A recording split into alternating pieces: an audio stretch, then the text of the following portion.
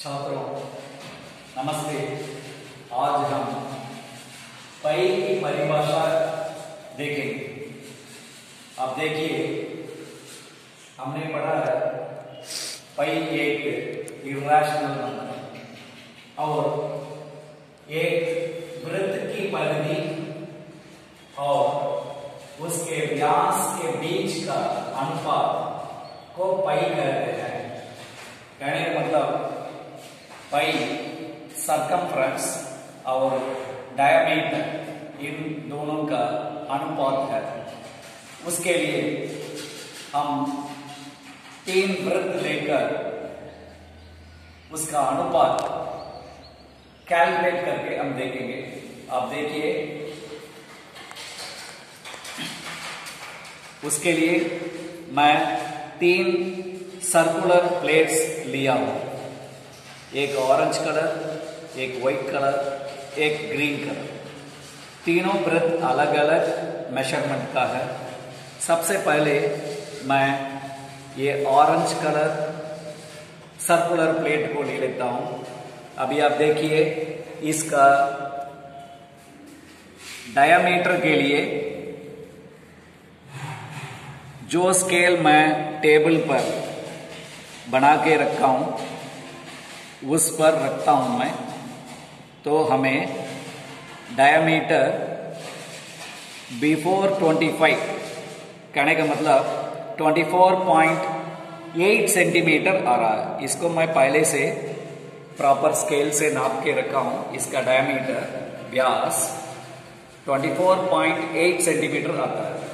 अभी मैं इसकी परिधि निकालने के लिए इस एरो मार्क को 0 पर लगा दिया और इसको मैं रोल करने वाला हूं।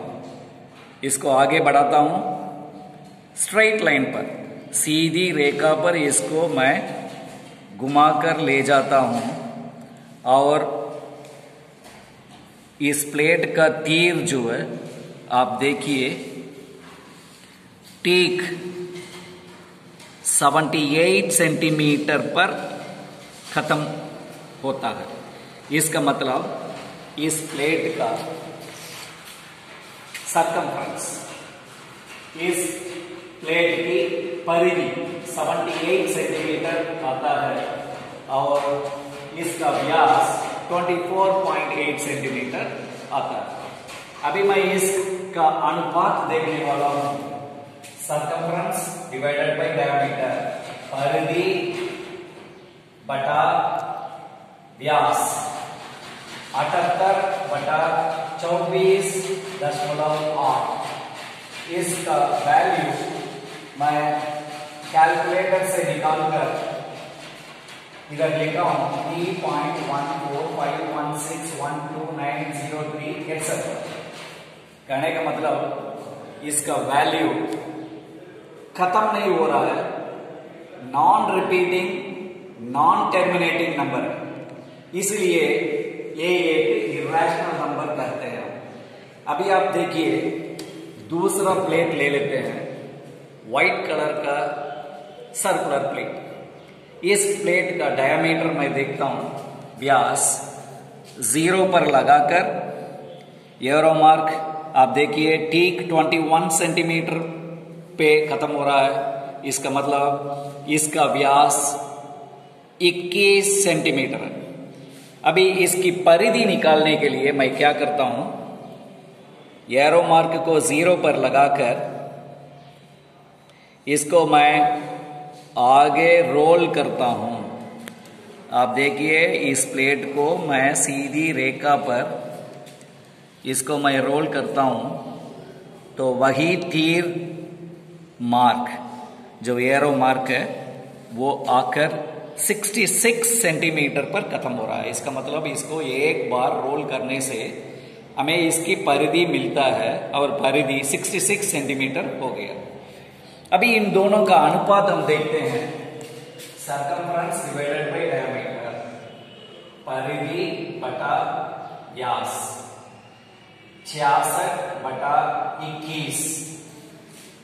इसका वैल्यू आता है 3.1428571429 etc। अब देखिए इसका वैल्यू भी non repeating non terminating number आता है, इसका मतलब इर्रेशनल नंबर। अभी आप देखिए तीसरा सर्कुलर प्लेट ले लेते हैं जो हरा रंग का है। इसका डायमीटर मैं पहले नापता हूं। आप देखिए 0 पर लगाकर जब इसका डायमीटर मैं देखता हूं 14 सेंटीमीटर आता है। इसकी परिधि निकालने के लिए एरो मार्क को 0 पर लगाकर मैं एक बार रोल करता हूं सीधी रेखा पर। आप देखिए यह एरो मार्क ठीक 44 सेंटीमीटर पर खत्म होता है। इसका मतलब इस सर्कुलर प्लेट का व्यास 14 सेंटीमीटर है, 14 सेंटीमीटर है और इसकी परिधि 44 सेंटीमीटर आता है। अभी आप देखिए हम अनुपात निकालते हैं। Circumference divided by diameter of the circle, परिधि बटा व्यास 44 सेंटीमीटर बटा 14 सेंटीमीटर। इसका वैल्यू भी कैलकुलेटर से निकालकर मैं लिखा हूं 3.142857142987। कहने का मतलब यह भी एक non repeating non terminating number है, इर्रेशनल नंबर। सो पाई का डेफिनेशन 3 सर्कल से हमने चेक किया है और तीनों हमें इर्रेशनल नंबर आता है, लेकिन तीनों वैल्यू का अप्रॉक्सीमेट वैल्यू अगर आप निकालेंगे तो हम इसको 3.14 बोलते हैं। इसी को अगर भिन्न संख्या में बताना है तो हम 22/7 कहते हैं। इसलिए जब छोटी क्लास में जब हम पढ़ते हैं तो पाई का वैल्यू हमें 22/7 या 3.14 हमें इस्तेमाल करना पड़ता है। लेकिन 22/7 और 3.14 दोनों जो है रैशनल नंबर है। इसका मतलब पाई रैशनल नंबर नहीं होता है। पाई का अप्रॉक्सीमेट वैल्यू निकालकर उसको हम रैशनल नंबर जैसे इस्तेमाल करते हैं। So pi is an irrational number और पाई की परिभाषा या परिधि और व्यास के बीच का अनुपात।